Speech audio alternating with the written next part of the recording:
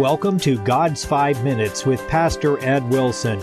Reach him at GodsFiveMinutes@gmail.com. Now, here's Ed Wilson with God's 5 Minutes. Hello, friends. 1 Chronicles 17:1 reads, Now it came to pass, as David sat in his house, that David said to Nathan the prophet, Lo, I dwell in the house of cedars, but the ark of the covenant of the Lord remaineth under curtains. Then Nathan said unto David, Do all that is in thine heart, for God is with thee. Before this time, the history of Israel, and indeed of God's dealing with mankind since his being thrust from Eden, had been building up to a point. First Abraham, then Egypt, Moses, the wilderness, Joshua, the long era of Judges, Saul in his darkness. All had been a time of a people who were moving toward a country of their own, but without having stabilized their possession of it. From Moses onward, God had dwelt among them in a portable tabernacle. But David's reign was ushered in the dawn of a new age. We picture him at the apex of his career, before his sin with Bathsheba, having subdued his enemies round about, dwelling in the magnificent palace he had built at Jerusalem, and pondering the fact that the God whom he revered and acknowledged as a cause of his heritage and prosperity still kept his presence in a mobile structure. His noble heart smote him with the iniquity. David was aware of the national heritage as God's chosen people. Surely his fellow Israelites also saw the foundation of a firm kingdom in Israel, its concentration in the house of David, and the establishment of a central worship in the capital of the land as a place which God had chosen. That would revive those ancient promises which were now narrowing into a special fulfillment, bring into greater prominence the points in those predictions which, though still towering aloft, sprung out of what was already reached and formed part of it.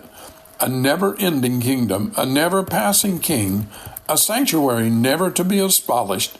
Such were the hopes still before them in the worldwide application of the promises of which they already witnessed the national and typical fulfillment. There were not other heights than those on which they stood, but only peaks yet unclimbed.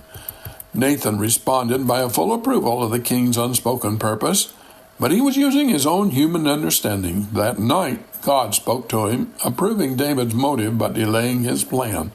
God told Nathan to remind David how he had been a mere shepherd boy, but God had raised him up through many a test to be leader of his people. He used David's experience to show what he was doing with Israel.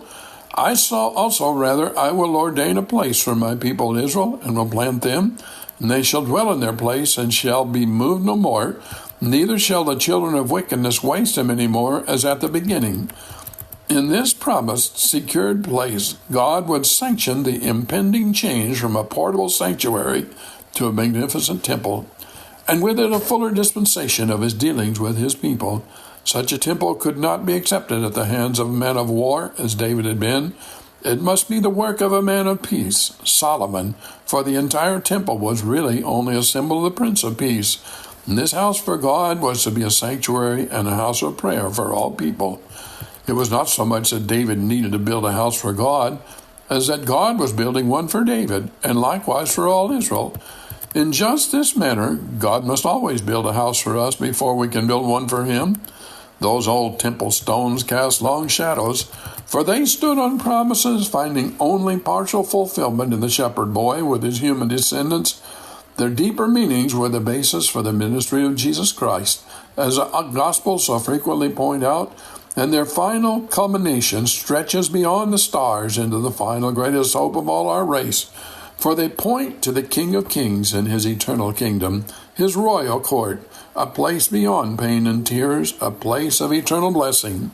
And while Solomon's old building has long been destroyed, this great son of David builds it anew in a greater, more beautiful sense in the hearts of his redeemed, from where it can never be removed.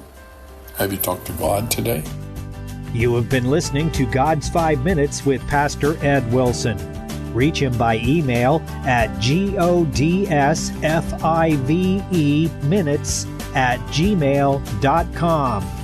Tune in next time to hear more encouraging thoughts from God's Word on God's 5 Minutes with Pastor Ed Wilson.